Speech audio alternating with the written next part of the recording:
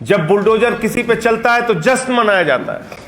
मैं ये कहना चाहता हूं, आदित्यनाथ जी का ये बुलडोजर उत्तर प्रदेश में मौत का बुलडोजर बन गया है। एक तरफ तो देश के प्रधानमंत्री और भारतीय जनता पार्टी के लोग कहते हैं 2022 तक पूरे देश में सबको पक्का मकान मिल जाएगा। 22 तो बीत गया, पक्का मकान छोड़िए, जो है वो भी कुचल रहे हैं। हमारी मांग है आम आदमी पार्टी की कि ये जांच उच्च न्यायालय की निगरानी में, यानी कि हाई कोर्ट की मॉनिटरिंग में सीबीआई से उस पूरे मामले की जांच होनी चाहिए, क्योंकि इसमें प्रशासन शामिल है। प्रशासन के लोगों ने झोपड़ी में आग लगाई। ब्राह्मण हो, वर्मा हो, पिछड़ा हो, सवर्ण हो, दलित हो, किसी का सगा नहीं है। और अब तो बाबा जी की पूरी तैयारी है उत्तर प्रदेश के गांव-गांव में बुलडोजर चलाने की। मौत का बुलडोजर बन गया है। दुर्भाग्य से इस बुलडोजर संस्कृति पे बहुत सारे लोग खुश होते हैं। जब बुलडोजर किसी पे चलता है तो जश्न मनाया जाता है। मुझे याद है 2022 के चुनाव में बाकायदा योगी आदित्यनाथ जी को बाबा बुलडोजर कहा जा रहा था, और उससे वो अपना सीना चौड़ा करके कहते थे, देखो मैं बाबा बुलडोजर, मैं बाबा बुलडोजर। मैं ये कहना चाहता हूं, आदित्यनाथ जी का ये बुलडोजर उत्तर प्रदेश में मौत का बुलडोजर बन गया है। और कानपुर देहात में जो घटना हुई, उस घटना की कल्पना आप हिंदुस्तान में नहीं कर सकते। वो घटना तालिबान में तो संभव है, हिंदुस्तान में संभव नहीं। आप उत्तर प्रदेश को, कानपुर देहात को तालिबान बनाना चाहते हैं? मैं कल गया था पीड़ित परिवार से मिलने। शिवम दीक्षित, जिसकी मां अब इस दुनिया में नहीं है, जिसकी बहन अब इस दुनिया में नहीं है, बहुत ही पीड़ा के साथ उसने पूरी कहानी बताई। आप भी सुनेंगे तो आपकी आंख से आंसू आ जाएंगे। बाबा परदादा के जमाने से गांव के एक टुकड़े सी जमीन पर, एक जमीन पर, छोटी सी जमीन पर वो लोग रहते थे, उनका परिवार रहता था। 14 जनवरी को अचानक ये बुलडोजर पहुंचता है बाबा जी का। उसने पक्का मकान गिरा दिया कृष्ण गोपाल दीक्षित जी का। वहां पर मौजूद भगवान शिव का मंदिर गिरा दिया। आज महाशिवरात्रि है, आप लोगों को बताना चाहता हूं, शिव जी का मंदिर योगी आदित्यनाथ जी की सरकार में बुलडोजर से कुचल दिया गया 14 जनवरी को। उसके बाद यह परिवार सड़क पे आ गया, रोता बिलखता डीएम के घर पहुंचा। डीएम ऑफिस में उसने फरियाद की। प्रमिला दीक्षित जी भी उस वक्त मौजूद थी, वो भी गई। घर के जानवर लेके गए, बोले हम कहां रहेंगे साहब, कोई तो जगह दीजिए, हमारा घर गिरा दिया गया, छोटा सा कोई मकान बना के दीजिए। एक तरफ तो देश के प्रधानमंत्री और भारतीय जनता पार्टी के लोग कहते हैं 2022 तक पूरे देश में सबको पक्का मकान मिल जाएगा। 22 तो बीत गया, पक्का मकान छोड़िए, जो है वो भी कुचल रहे हैं। तो कोई सुनवाई नहीं हुई डीएम के यहां, कोई सुनवाई नहीं हुई प्रशासन के यहां। और वो लोग परिवार इस कड़कती ठंड में 14 जनवरी को जब उनका घर तोड़ा गया, शिव जी का मंदिर तोड़ा गया, उसके बाद वहां पर एक झोपड़ी थी, उस झोपड़ी में वो लोग रह रहे थे। पूरी कहानी सुनिएगा ध्यान से। उस झोपड़ी में वो लोग रह रहे थे, चलो किसी तरह से गुजारा करते हैं। वो शिवम दीक्षित का छोटा सा बच्चा भी था, उसी में रह रहे थे। अचानक फिर 13 फरवरी को ये बुलडोजर पहुंचता है, भारी पुलिस बल के साथ पहुंचता है, जैसे किसी माफिया पे कार्रवाई करनी हो, आतंकवादी पे कार्रवाई करनी हो, किसी का इनकाउंटर करना हो, ऐसी तैयारी से पहुंचता है। मां और बेटी प्रमिला दीक्षित और उनकी बेटी उस झोपड़ी में होते हैं। झोपड़ी में आग लगा दी जाती है। ये मैं नहीं कह रहा हूं, ये प्रमिला दीक्षित के बेटे शिवम दीक्षित का बयान है। वो बयान मैं भी आपको दे दूंगा। कल जो उसने बातचीत में बताया, मीडिया सारा मौजूद था। आप ये कर रहे हैं,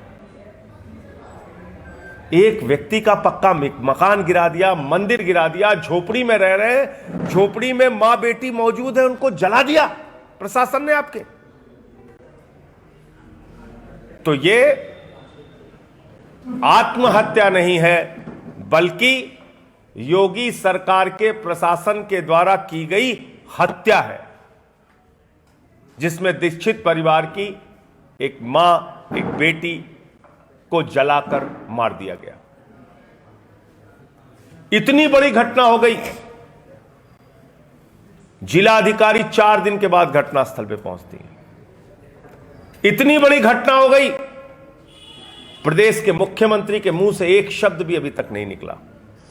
इतनी बड़ी घटना हो गई, मुख्यमंत्री जी को दुनिया भर के कार्यक्रमों में समय देने की फुर्सत है, उस पीड़ित परिवार से मिलने के लिए 2 मिनट की फुर्सत नहीं है। इतनी बड़ी घटना हो गई, अब तक उस पीड़ित परिवार के घाव पर मरहम लगाने की कोई कोशिश नहीं हुई। एसआईटी बनाई है सरकार ने, कहा प्रशासन के लोग प्रशासन की जांच करेंगे, चोर चोर की जांच नहीं कर सकता, अपराधी अपराधी की जांच नहीं कर सकता, हत्यारा हत्यारे की जांच नहीं कर सकता। इसलिए ये जो जांच है, हमारी मांग है आम आदमी पार्टी की कि यह जांच उच्च न्यायालय की निगरानी में, यानी कि हाई कोर्ट की मॉनिटरिंग में सीबीआई से उस पूरे मामले की जांच होनी चाहिए, क्योंकि इसमें प्रशासन शामिल है। प्रशासन के लोगों ने झोपड़ी में आग लगाई, जिससे प्रमिला दीक्षित और उसकी बेटी की मौत हुई है। यह नृशंस हत्या का मामला है।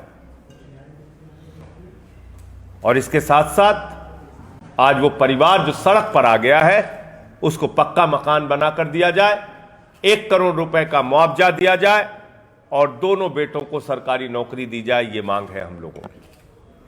लेकिन इससे बड़ी बात यह है जो उस बेटे ने कही कि हमें अपनी मां की मौत के लिए जिम्मेदार, बहन की मौत के लिए जिम्मेदार अपराधियों के लिए फांसी की सजा चाहिए, जल्द से जल्द कार्रवाई चाहिए।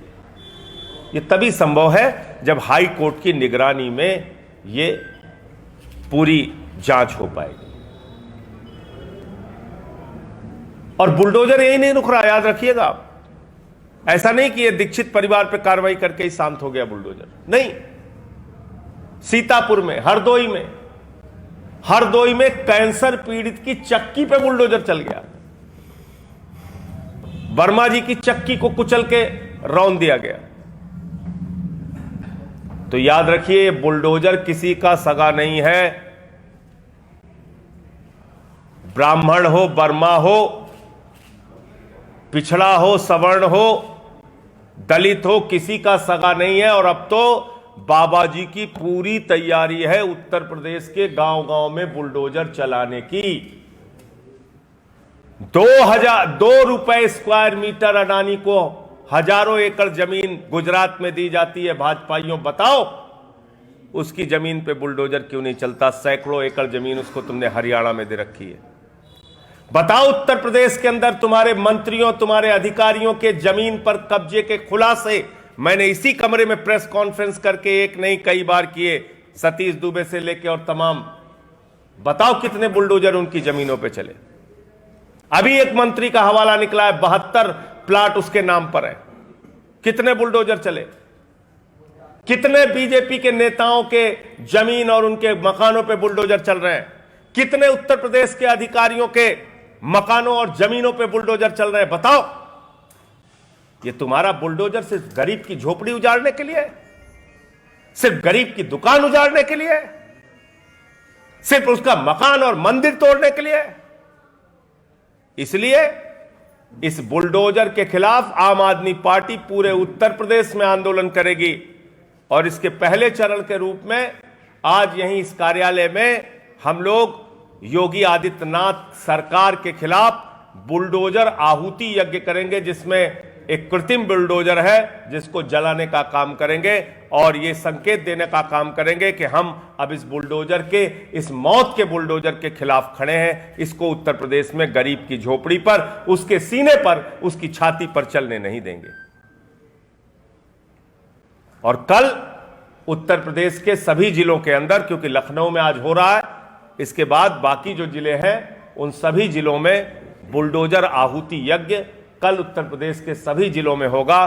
बुलडोजर बर्दाश्त नहीं है, ये मौत का बुलडोजर है, इसको बंद करना ही होगा। और इस पर खुशी और जश्न मनाने वाले लोगों से मैं कहना चाहूंगा, जाकर मिलो प्रमिला दीक्षित के परिवार से, जाकर मिलो उस कृष्ण गोपाल दीक्षित से जिसका चेहरा झुलस गया है।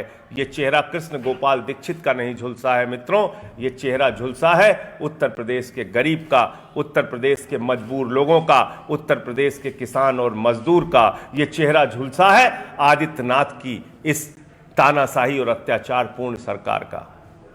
कहीं पर हाथी लोगों को कुचल रहा है, कहीं पर बुलडोजर लोगों को कुचल रहा है।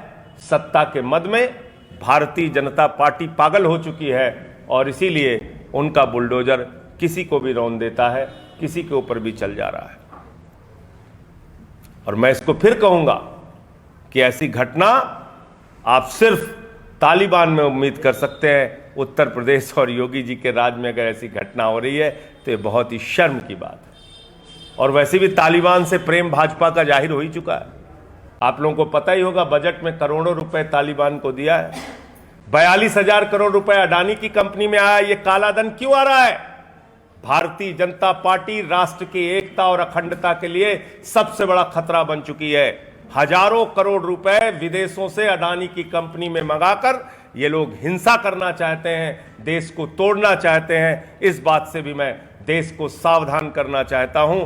तालिबान को करोड़ों रुपए भारत की मोदी सरकार ने और भारतीय जनता पार्टी ने क्यों दिया, इसका जवाब एक एक कार्यकर्ता और नेता को देना चाहिए। भारत में आप हिंसा फैलाना चाहते हो, भारत को तोड़ना चाहते हो, भारत की एकता और अखंडता को खंडित करना चाहते हो, यह भी सच पूरे देश के सामने आना चाहिए। 42,000 करोड़ रुपए का काला धन हिंदुस्तान में अडानी की कंपनी में कैसे आया? वो किसका पैसा है? किस आतंकवादी का पैसा है? किस नेता और अधिकारी का पैसा है? इसका भी जवाब पूरा देश मांग रहा है। तो अभी आइए इस आहुति यज्ञ में आप लोग भी शामिल होइए। बुलडोजर आहुति यज्ञ देखिए हम लोग यहाँ पे करने जा रहे हैं। नेशनल दस्तक की आपसे गुजारिश है कि अगर इसको बचाना चाहते हैं तो नेशनल दस्तक को सब्सक्राइब करने के लिए रेड कलर के सब्सक्राइब बटन को दबाएं, फिर बेल आइकन की घंटी दबाएं। नेशनल दस्तक को बचाने के लिए बहुत जरूरी है कि हर खबर को शेयर करें, लाइक करें, कमेंट जरूर करें।